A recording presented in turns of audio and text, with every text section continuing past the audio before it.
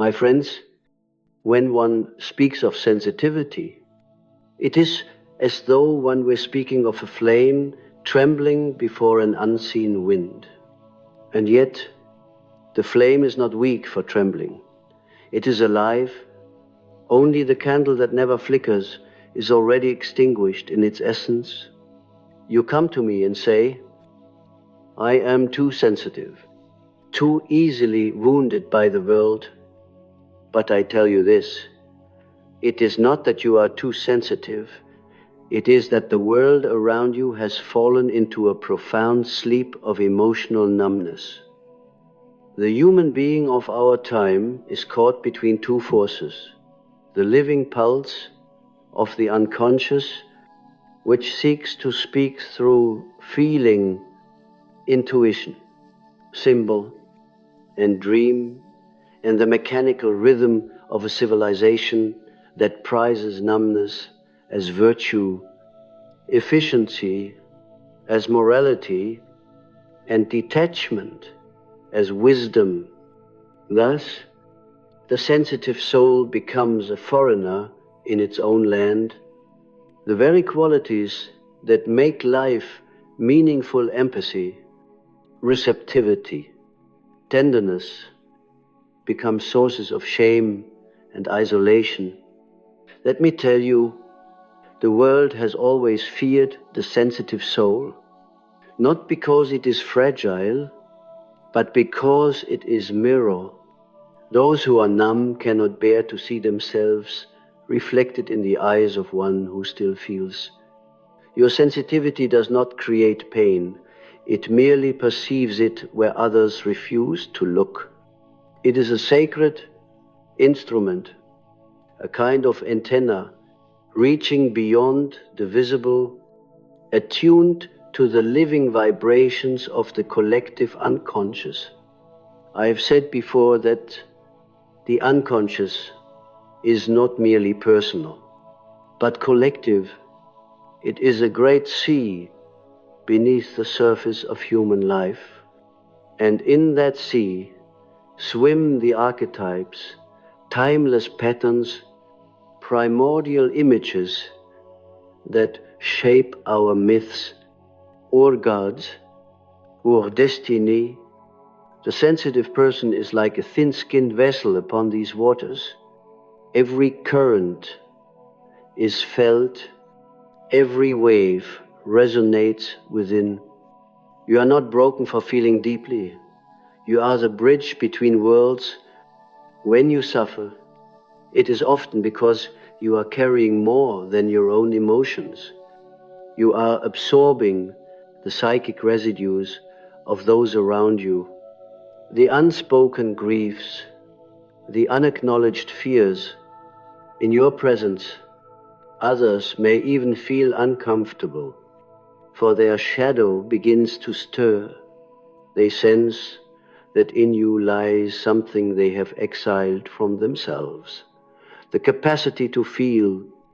There is a profound loneliness in this position. To be awake in a world that sleepwalks through its days is a burden.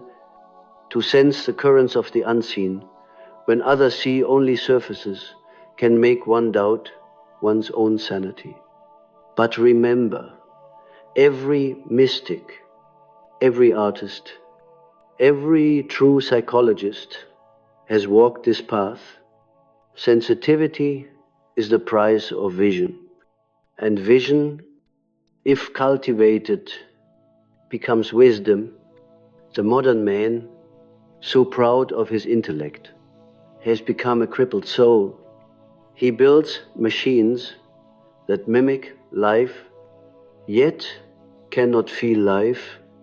He speaks of progress, but means only control. He confuses suppression with mastery. Thus, his emotional life shrivels, his symbols lose vitality, his gods become hollow names.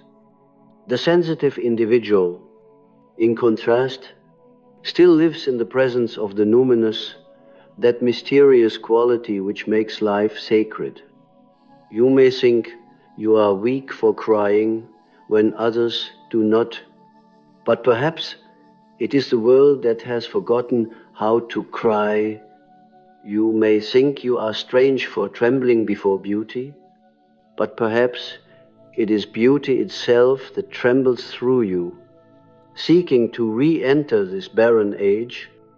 When the collective psyche becomes sterile, the sensitive ones are born as vessels of renewal. They are the seeds of the new myth. Once a patient came to me, a woman of delicate temperament. She said, "Doctor Jung, I cannot bear the sorrow I feel in the world. It overwhelms me." I asked her to tell me of her dreams, for the soul always reveals itself in the dream. Night after night, she dreamt of wandering through a desolate landscape where all the rivers had dried up. Yet, she carried a small bowl of water in her hands, afraid it might spill. In one dream, she placed the bowl in the earth, and from it, a single flower grew. This dream, I told her, was not a personal fantasy. It was a message from the collective unconscious, the rivers of life, emotion, instinct, imagination had dried in the world of her waking life. Yet she, by feeling, was preserving the last drops of the sacred water. Her sensitivity was not her illness, it was her vocation.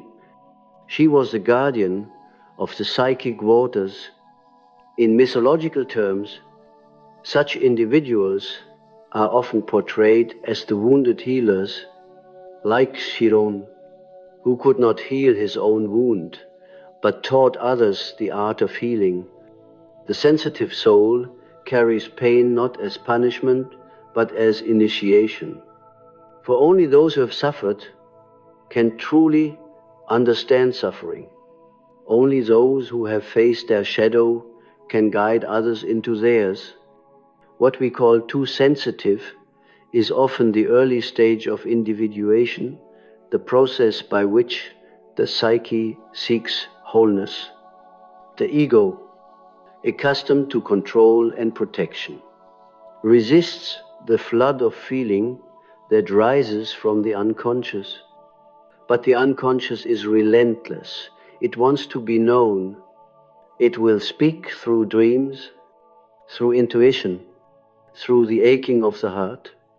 And if you suppress it, it will speak through illness, depression, or despair. The emotionally numb, on the other hand, have built thick walls around the self. They live in fortresses of rationality, afraid of the living fire that dwells within. They may appear strong, but their strength is brittle. Beneath the surface lies an unacknowledged void. They fear the sensitive because sensitivity threatens to crack their armor. It reminds them of what they have lost, the ability to feel wonder, grief, and awe. Our culture teaches us to fear emotion as though it were an enemy to reason. But in truth, emotion is the language of the soul. Without it, thought becomes sterile. Ethics becomes mechanical. Love becomes duty. The sensitive individual does not live in opposition to reason. Rather, he seeks its balance through feeling. The true alchemy of the psyche requires both the solar light of consciousness and the lunar waters of emotion. If you have felt yourself drowning in feeling, I say, do not harden your heart. Learn to swim. Sensitivity must be cultivated, disciplined. given form, but never extinguished. The artist, the mystic, the healer all have learned to give form to feeling, to translate the chaos of the inner world into symbol, into beauty, into meaning. Our task is not to escape sensitivity, but to understand it as a sacred calling. The world does not need more numbness. It needs resurrection of soul. The modern malaise, the anxiety, the alienation, the hunger for distraction are all symptoms of this psychic starvation. People have lost the ability to dwell with themselves, to listen inwardly. They live as though pursued by an invisible terror, filling every silence with noise, every stillness with movement. You, the sensitive ones, are those who cannot be fully sedated by the world's distractions. You feel the emptiness behind the glitter, the sorrow behind the laughter. You sense that something essential has been forgotten, and that awareness, painful as it is the beginning of awakening. There is an ancient image in alchemy, the vas hermeticum, the sealed vessel in which transformation occurs. The sensitive soul is such a vessel. Within it, emotions, dreams, and shadows ferment and transmute. The process is not easy. It is often dark, chaotic, lonely. But in time, something new is born, a deeper consciousness, a union of opposites. Out of sensitivity arises wisdom, out of pain, compassion. I would ask you to consider this. What if your sensitivity is not a flaw of personality, but the whisper of your destiny? What if your task is to remain permeable, to feel the world's pain not as an affliction but as communion? For only through empathy can humanity evolve. The emotionally numb live as fragments, severed from their depths. But you, though you may feel torn, are in contact with the living roots of being. Do not envy their calmness. It is the calm of stone. The soul's true peace does not come from insulation, but from integration. When you make peace with your own depths, with fear, desire, grief, joy, you no longer need to defend yourself from life. You become whole. We must not forget that feeling, like all forces of the psyche, has its shadow. Sensitivity, if untempered by awareness, can turn to sentimentality, to overwhelm, to martyrdom. It can drown in its own waters. The task, then, is to bring consciousness to feeling, to see, to name, to understand what moves within us. This is not repression, it is relation. Consciousness does not kill emotion, it gives it shape and voice. The mystic knows that to feel deeply is to enter the divine. Every emotion, if followed to its root, leads to the mystery of being itself. To love is to feel the eternal longing that binds all life. To grieve is to touch the transience that gives life meaning. Even fear, when faced, reveals itself as the instinct to preserve life. There are no bad emotions, only unintegrated ones. If you have been told you are too sensitive, remember, those words come from the mouths of the asleep. They are not judging you, they are defending their numbness. They cannot feel the sacred fire that burns in you, so they call it weakness. But the prophets, the poets, the visionaries, all were accused of being too sensitive. It is a mark of those who have seen the numb cannot guide the world out of its crisis. Only those who feel can, only those who are wounded can heal. Only those who dare to descend into the depths of their own soul can lead humanity toward wholeness. The world does not need more armored minds. It needs open hearts. So when you feel too much, do not shrink. Breathe it in. Let it teach you. Let it reveal what others refuse to see. For sensitivity is not the end. It is the beginning of consciousness. When I speak to you of numbness, I do not mean a simple absence of feeling. It is not as though the modern soul has lost its emotions entirely. No, they lie dormant, hidden beneath layers of adaptation and defense. What we call numbness is the armor forged through centuries of repression. Humanity has learned to protect itself from the chaos of the inner world by constructing walls of reason, productivity, and social conformity.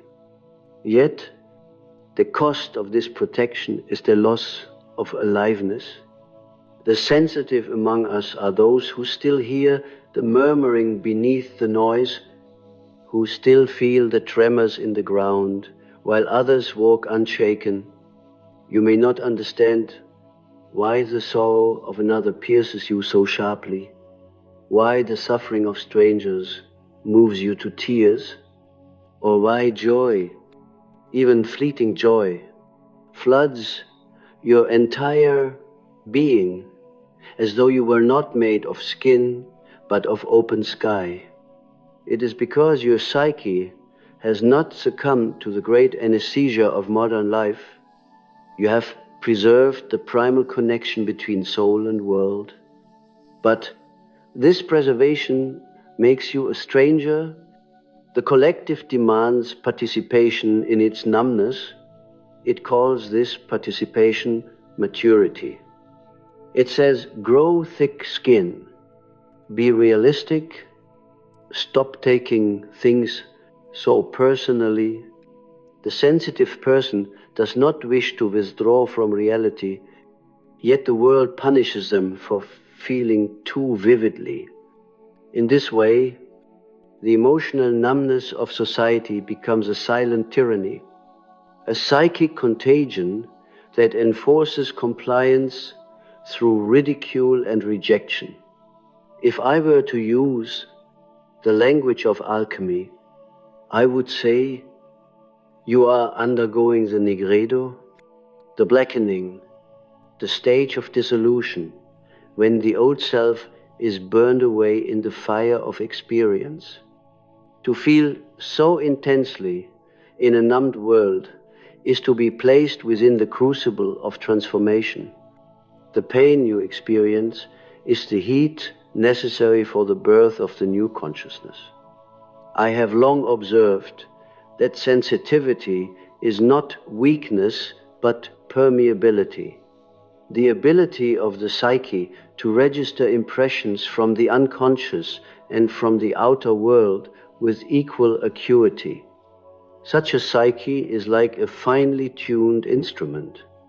But just as a delicate instrument can be overwhelmed by noise, so too can the sensitive person be overrun by psychic chaos if they lack inner structure.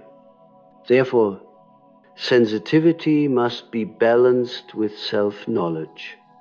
For only when one knows the boundaries of the self can one withstand the flood of the collective.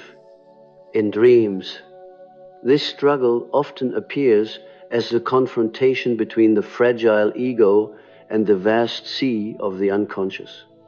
I recall a dream from a young man who came to me burdened by despair and the feeling of being too sensitive, he dreamt he was on a small boat in a storm, while monstrous waves rose around him. The sky was black, the sea endless, and he feared being swallowed whole.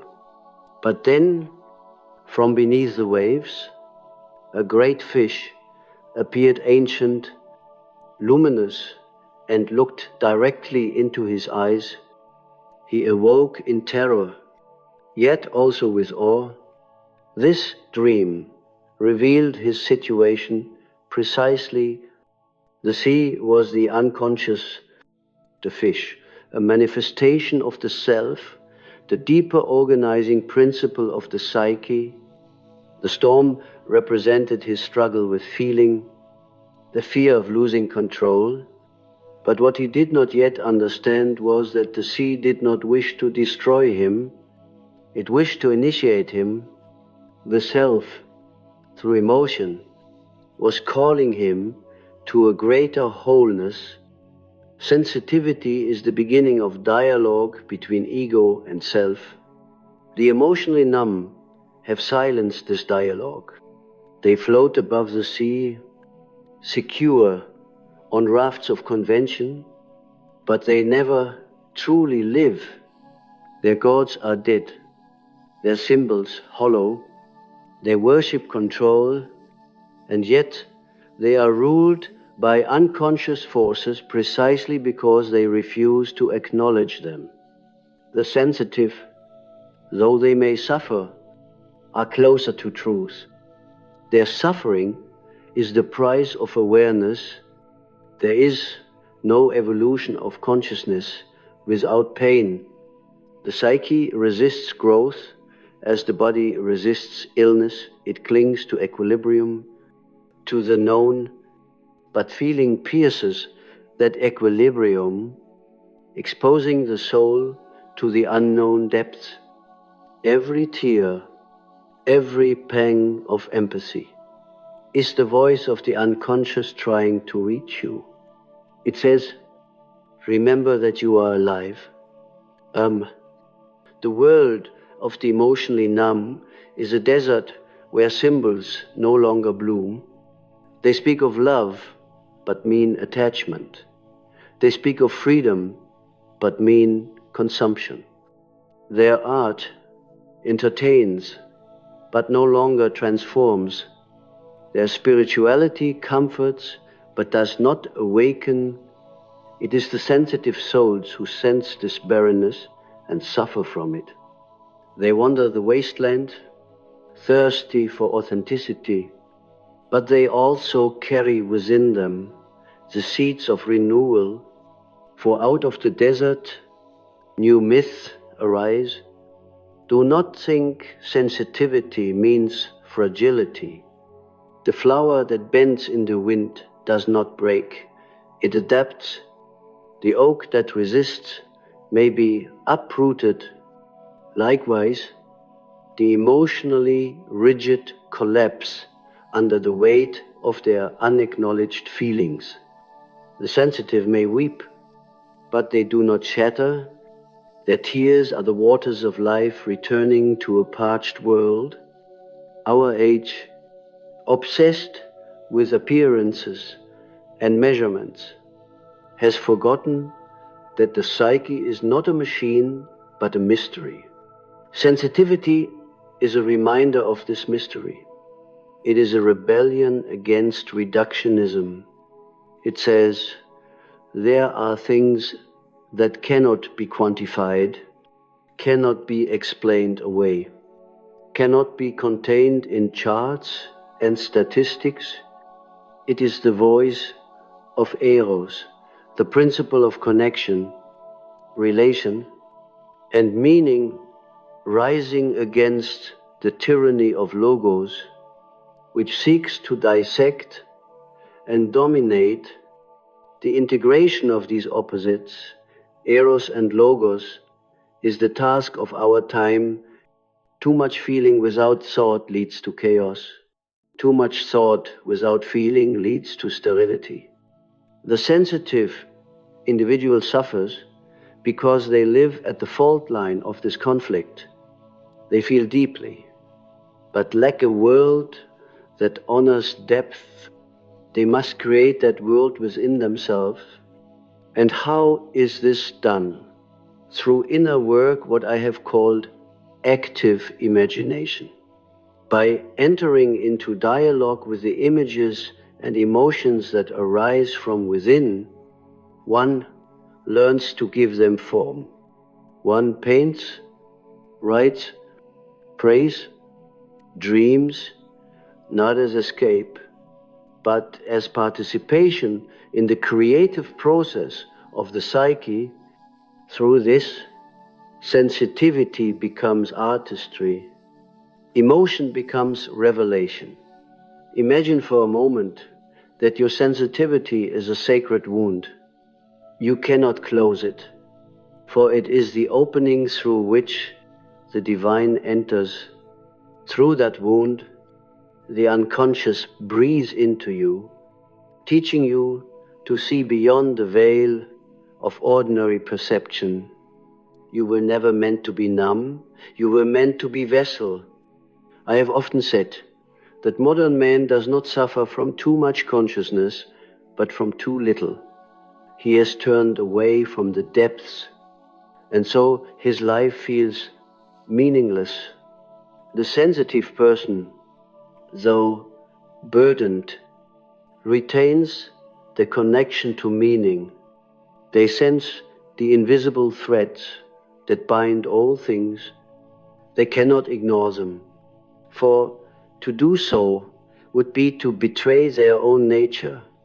This fidelity to feeling is a moral act. It is the soul's refusal to become mechanical. There will be times when this fidelity isolates you. The crowd will mock what it does not understand. You may find yourself retreating into solitude, feeling as though no one sees or hears you. But solitude, my friends, is the womb of transformation. It is where the ego relinquishes its defenses and the self begins its work. The alchemists called this the opus contra naturam, or the work against nature, not because it defies life, but because it defies the habits of unconsciousness. Out of this solitude, a new consciousness can emerge. Sensitivity, once a source of pain, becomes a source of strength. You begin to perceive that your feelings are not merely reactions but messages, movements of the larger psyche through you. You are not alone in your suffering. The world suffers in you. This is the mystery of participation in the collective unconscious. Just as an artist feels compelled to express what others cannot articulate, the sensitive person lives as the instrument through which the unconscious seeks renewal. You are not only living your own story, you are living humanity's unfinished myth. In ancient times, the priestess would tremble before the god, her body becoming the channel through which divine truth spoke. In a similar way, the sensitive modern soul trembles before the vastness of life. You call it anxiety, empathy, overwhelm. But in truth, it is initiation. You are the oracle through which the soul of the world still whispers. And yet, the task is not to drown in this oceanic sensitivity. One must cultivate a strong center, a grounded ego capable of containing the experience. Otherwise, the fire of the numbness burns rather than illuminates. The goal is not to escape feeling, but to transmute it, to hold it consciously. As the alchemist holds the flame beneath the vessel, Thus, sensitivity must evolve into presence when you can feel deeply without being consumed, when you can perceive suffering without losing compassion, when you can endure solitude without despair, then sensitivity has matured into wisdom. The emotionally numb, though they appear stable, are brittle because their foundations rest upon denial. The sensitive, though they appear fragile, are resilient because they live in truth. They have accepted the paradox of human existence, that to be alive is to be vulnerable, that to love is to risk loss, that to awaken is to suffer, and yet to be free. So, I say again, you were never too sensitive. You were and are alive in a world that has forgotten what life feels like. You were never wrong for feeling too much. You were seeing too clearly. You are the eyes through which the universe rediscovers itself. You are the tear that waters the barren soil of the collective soul. You are not the problem. You are the symptom of healing. It is a strange fate, is it not, to feel so much in a world that feels so little? You find yourself wandering among the living as though they were ghosts, while you who tremble at a bird's song, who weep at the sight of kindness, who sense the subtle sorrows behind another's silence, are told you must harden yourself, that the world will eat you alive if you do not. But the truth, my friends, is that it is not sensitivity that destroys a person. It is the denial of it. It is when the soul, pressed too long beneath the weight of numbness, begins to decay from within. In every era, there are those who carry the world's unwept tears. They are the poets, the mystics, the dreamers, the healers, the ones who cannot turn away from suffering because something within them recognizes that it is sacred. Their sensitivity is not indulgence, it is vocation. The world, in its unconsciousness, rejects them. It calls them too emotional, too intense, too much.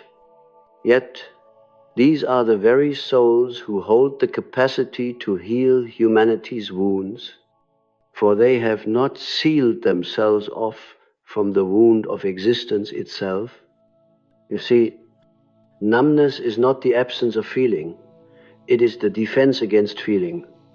It is fear disguised as strength.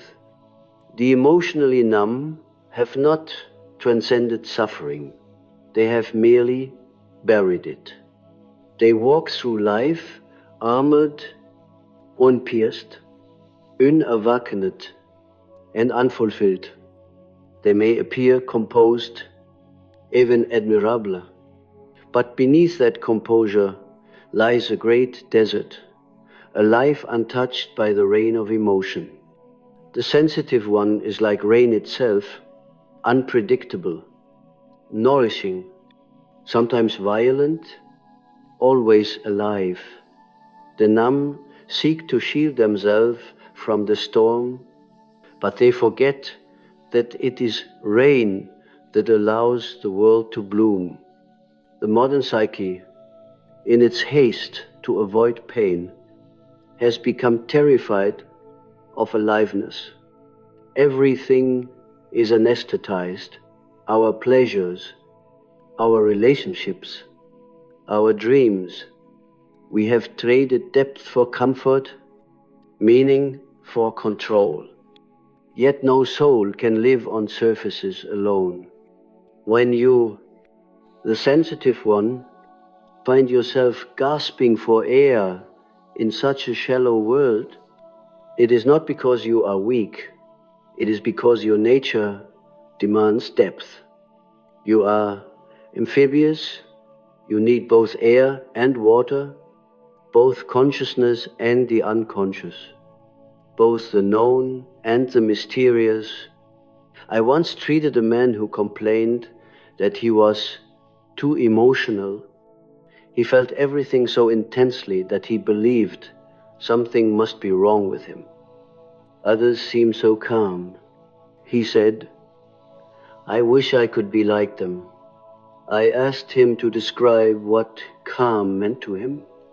"They do not cry," he said. "They do not feel pain. They are unaffected." I looked at him and said, "Then they are not calm. My friend, they are asleep." True calmness does not come from the absence of feeling, but from the integration of it. A person who has faced their own depths no longer fears their emotions, for they have made peace with them. The emotionally numb have not made peace. They have declared war against their inner life. To be sensitive is to be called to that inner life. It is to live not merely in the outer world of appearances, but in the inner world of symbols and archetypes. The sensitive person moves within a landscape invisible to most. They perceive the mythic dimension of existence, the undercurrents of meaning that run through dreams, coincidences, and emotions. When a sensitive soul walks into a room, they sense what others hide. They feel the tension between words, the sorrow behind smiles. This perception can be overwhelming, yes, but it is also a gift of extraordinary empathy. It is as though the collective unconscious speaks through them, whispering truths that others are too afraid to hear. This gift, however, demands consciousness. Without it, the sensitive can drown in what they absorb. The boundaries between self and other blur, and they become a vessel for everyone's unprocessed pain. Therefore, I tell you, your sensitivity must be accompanied by discernment. The soul must learn the art of psychic hygiene. Just as the body must learn cleanliness, you must learn to distinguish between what belongs to you and what belongs to the collective. In the language of archetypes, sensitivity corresponds to the anima, the principle of relatedness, intuition, and emotion. The anima connects us to the soul, but if we identify with her completely, we lose ourselves in the ocean of feeling. The task is not to reject the anima, but to be in conscious relationship with her, to honor her messages without being consumed by them. Likewise, emotional numbness is the shadow of the animus, the rigid, rational principle that seeks to dominate rather than relate.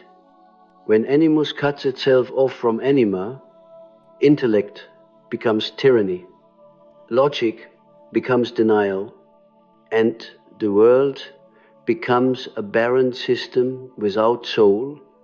The integration of these principles is the essence of individuation, the journey toward wholeness. The emotionally numb are those who have stopped this journey halfway. They have built walls of intellect to protect themselves from the chaos of emotion, but those walls have become prisons. The sensitive, on the other hand, are those who refused to stop walking, even when the path led into the dark forest of the soul. You who feel deeply are the ones still on the path. Do not envy the ones who seem at peace in their numbness. Their peace is the stillness of stagnation. Yours is the unrest of transformation. Remember, the soul grows through tension, not comfort. Each time you feel the pain of empathy, each time you are touched by the sorrow of the world, you are being shaped by the hand of the self. The sensitive heart is clay in the potter's hands. It is being molded for a greater purpose. The myth of Psyche tells us that the soul must endure trials to attain divine love. Psyche's sensitivity, her capacity to feel deeply, was both her suffering and her salvation. She was betrayed, wounded, tested, yet through those trials, she awakened to her own divinity. So too, your sensitivity is the very quality that will lead you to the center of your being.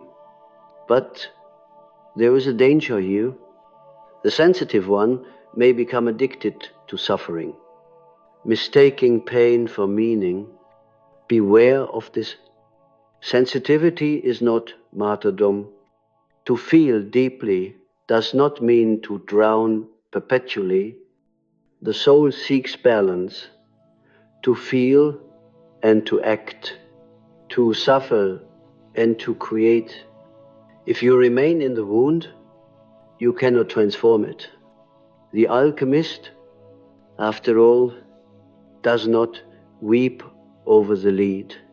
He subjects it to fire. He believes in transformation. So too must you believe that your pain has purpose. Every emotion, every tear is raw material for the work of the soul. The goal is not to escape suffering, but to give it form, to turn it into art, understanding, compassion. When you embrace your sensitivity consciously, you become a vessel for the transmutation of the collective's pain. You carry within you both light and shadow, heaven and underworld, and through the tension of these opposites, you become whole. This, my friends, is not weakness, it is initiation. In dreams, sensitivity often appears as water, oceans, rivers, rain. The emotionally numb dream of deserts, dry earth, locked doors. The psyche speaks its truth symbolically. The one who dreams of water is being called to descend, to immerse themselves in feeling. The one who dreams of dryness is being called to awaken. If your life feels flooded by emotion, imagine yourself not as victim but as swimmer. The waters are vast, yes, but they are also sacred. The unconscious is not your enemy. It is the womb of the self. Trust that there is meaning beneath the waves. Even when you cannot see it, I have found that the sensitive are often the first to encounter the archetype of the wounded child. This inner figure embodies the original wound of rejection, the first time your soul's tenderness met the world's harshness. The wounded child carries the memory of all that was dismissed, mocked, or misunderstood in you. Healing begins not by silencing this child, but by listening to it with compassion, for the child is the gatekeeper of authenticity. When you embrace the wounded child, you reclaim your power to feel without shame. You cease to see sensitivity as flaw and begin to recognize it as the birthplace of creativity and love. The emotionally numb have abandoned their inner child. They call it immaturity, to feel wonder, foolishness, to believe in meaning, weakness to express sorrow.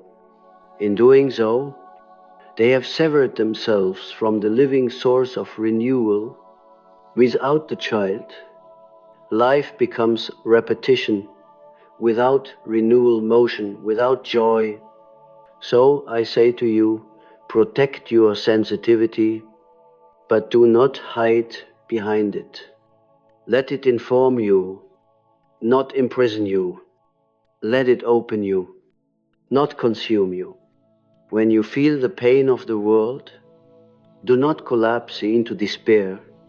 Stand as witness. The witness does not deny suffering, but neither does he drown in it.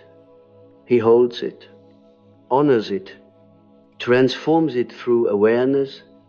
When enough individuals do this inner work, something extraordinary happens. The collective begins to shift, the numb begin to stir, the waters return to the desert. You see, every transformation of the individual psyche contributes to the healing of the world. Psyche, the sensitive, are not isolated souls. They are agents of evolution. If you wish to know your purpose, perhaps it is this: to remain sensitive in a world that teaches numbness, to feel without shame, to keep alive the sacred connection between the human heart and the soul of the world. For when the numb finally awaken, they will come to you, seeking what they have lost. They will ask, "How did you survive when we were asleep?" And you will answer, "I did not survive. I remained alive." When I look upon the faces of those who suffer from sensitivity, I do not see weakness. I see the early dawn of consciousness. You are those in whom the future begins to take shape. The rest of the world, still lulled in sleep, calls your awakening a sickness. But I say, it is not sickness to feel the pulse of life in your veins. It is not madness to weep for the world. It is remembrance. You are remembering what it means to be human. The numb, poor souls, have forgotten. They move through existence like shadows upon a wall. Their hearts encased in glass. They no longer remember that to live is to be touched, to be pierced, to be moved. And yet, beneath that glass, their own souls cry out for release. They envy the very sensitivity they mock, for somewhere within they know that numbness is not peace, it is exile. The sensitive are exiles too, but exiles of a different kind. You are banished not from life, but from a civilization that has forgotten how to live it. You must understand that every era produces its wounded prophets. They appear not as conquerors or kings, but as those who bear unbearable feeling. They carry the suffering of the time within their nervous systems, as though their hearts were the instruments through which the age itself attempts to speak. When you, the sensitive one, tremble at the violence of the world, when you recoil from its hypocrisy and coldness, it is not because you are weak, it is because your psyche is attuned to the truth of the collective illness.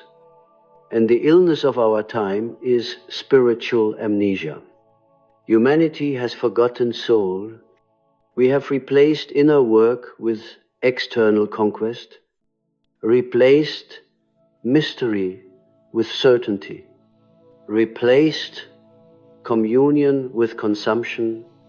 The emotionally numb are the natural byproduct of this forgetting.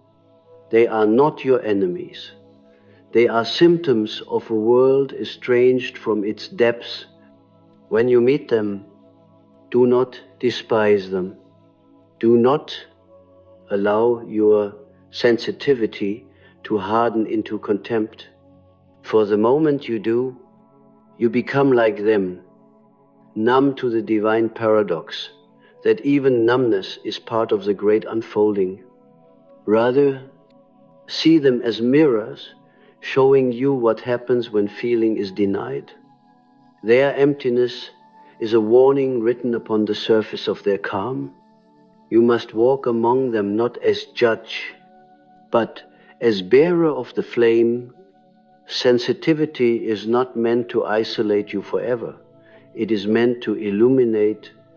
It is your vocation to feel and to translate those feelings into understanding, into art, into love, into acts that remind others of their own depths. For what good is sensitivity if it does not become compassion? What good is feeling if it does not ripen into wisdom? The danger of sensitivity is that it can turn inward and become self-devouring. You may find yourself longing to escape the world, to close your heart against the constant ache of being alive, and yet the heart is not meant to be closed. Its task is to expand until it can hold both the beauty and the terror of existence. To do this requires the courage of a warrior, not the warrior of swords, but the warrior of soul, whose battle is with fear and whose victory is in surrender. The emotionally numb believe that to surrender is to die. They cling to control as though it were life itself. But the sensitive learn, through many small deaths, that surrender is the beginning of transformation. Every time you let yourself feel without resistance, every time you allow sorrow to move through you, every time you permit joy to wash over you without fear of its loss, you participate in the alchemy of the soul. Do not think that feeling deeply means being ruled by feeling. The true adept learns to listen to emotion without being enslaved by it, to honor it without drowning in it. The ocean of feeling is vast, but even in the storm, one can learn to steer by the stars, and those stars, my friends, are the symbols of the self, the archetypal constellations that give meaning to chaos in your dreams, in your intuitions, in your synchronicities. They appear to guide you. They remind you that you are not lost, that the sea has purpose. Each emotion you experience is an emissary of the unconscious, bearing a message from the depths. Fear asks you to examine what you have not yet understood. Anger asks you to reclaim your boundaries. Sadness asks you to release what no longer serves your becoming. Joy asks you to celebrate the mystery of being. Sensitivity is the art of hearing these messengers clearly. Numbness is their exile. If you wish to live a full life, you must invite the messengers in. Sit with them as one would sit with ancient friends. Ask them what they seek to teach. This is how feeling becomes knowing, and knowing becomes wisdom. When we repress emotion, we imprison the soul's language. When we listen to it, we awaken meaning. In my own work, I have seen again and again that those who repress feeling do not escape pain, they simply postpone it. The shadow, Jungian, grows stronger in the dark. It manifests as depression, anxiety, addiction, cruelty. The emotionally numb are haunted by what they have refused to feel. They believe themselves safe, but they live in silent torment, surrounded by ghosts of their own making. The sensitive, on the other hand, are haunted openly. They see the ghosts, they hear the cries, they are tormented by the pain of others and by their own reflection in it. Yet, through this haunting, they gain the possibility of redemption, for to see the shadow is the beginning of light. To feel is to awaken. When you stand before your own pain, do not turn away. Descend into it. The descent is the sacred movement of the soul. It is the journey into the underworld, what I have called the night sea voyage. The heroes of myth always descend before they ascend.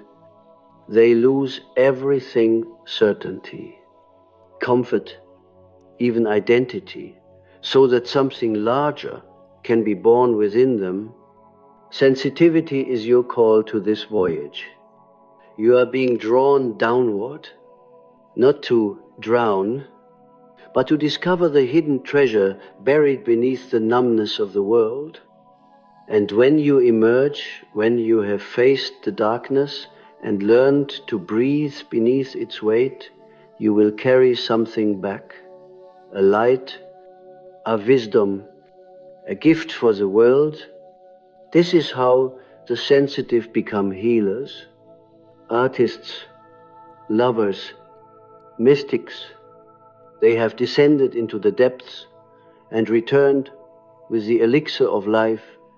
But beware of believing that your sensitivity sets you above others. It is not superiority. It is service. The true healer does not boast of his wounds. He uses them as channels through which compassion flows. The task of the sensitive soul is not to escape the world of the numb, but to remain within it as a living reminder of the forgotten sacred. There will be moments when you will feel weary. The world will not always understand you. Your depths will frighten those who prefer surfaces. You will be tempted to armor yourself, to join the numb for the sake of peace. But that peace is illusion.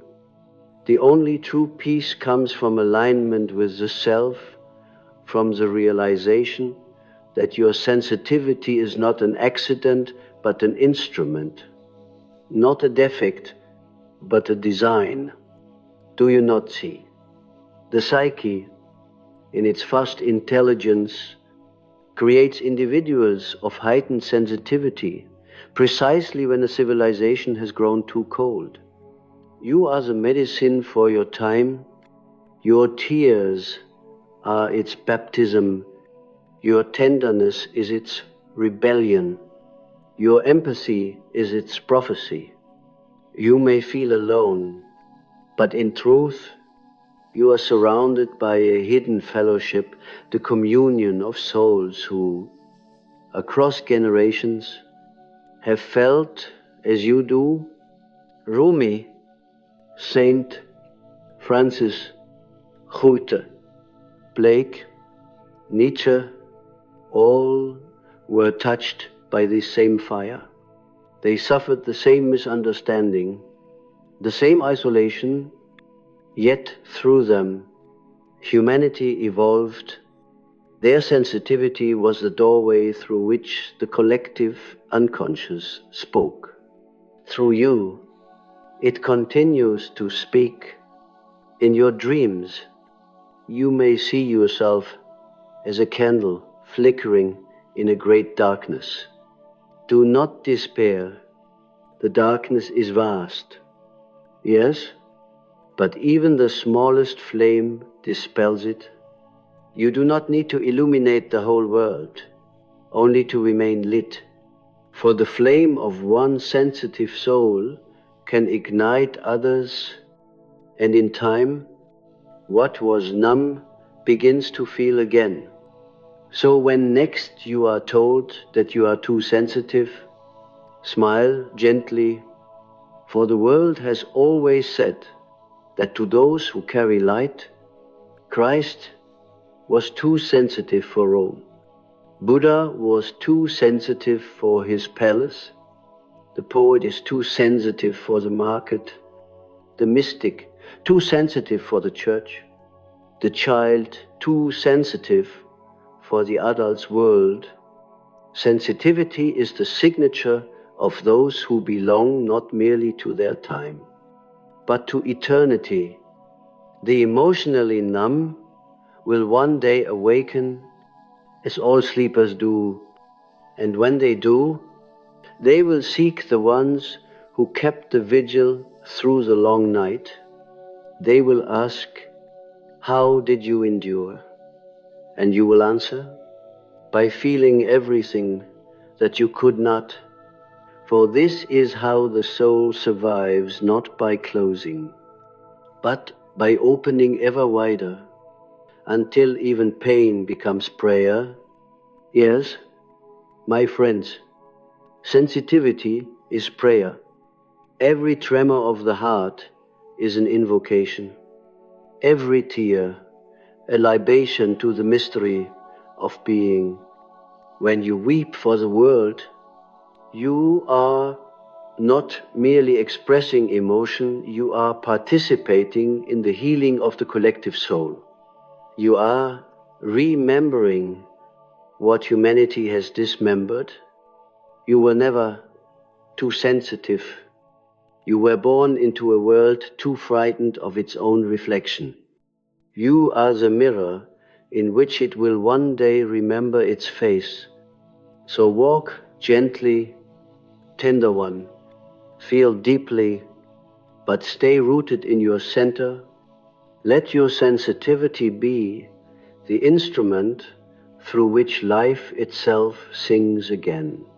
For you are not a mistake. You are the music the numb have forgotten. And remember, the task is not to escape the world, but to re-enchant it.